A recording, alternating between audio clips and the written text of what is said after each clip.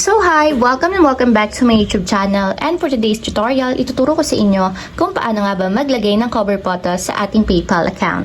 But first, subscribe to my channel and don't forget to hit the subscribe button and the bell to notify you for my new updates. And if you want to learn more, just keep on watching and let's start. So ayan guys, for today's video, i-open lang natin ang ating PayPal account or yung ating PayPal app. And then, pagka-open guys, mula dito sa pinakang homepage, itap lang natin yung ating profile picture na nandito sa may upper right corner.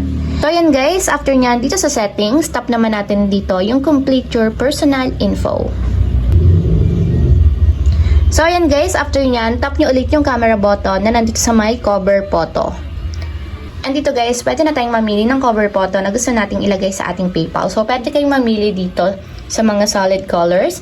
And then, pwede naman tayong mag-upload galing dito sa ating mobile phone. So, tatap ko lang yung upload. Pipila ko dito sa ating gallery. So, ayan guys. For example, ito yung pipiliin kong cover photo. Itap nyo lang. And i-drag nyo siya guys kung paano yung gusto nyong position ng inyong photo. So, kapag okay na, tap nyo na yung save dito sa baba. So, ayan guys, kung makikita nyo, meron na akong cover photo dito sa aking PayPal account.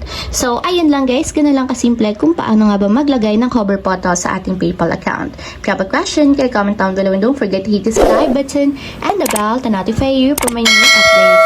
And thank you for watching!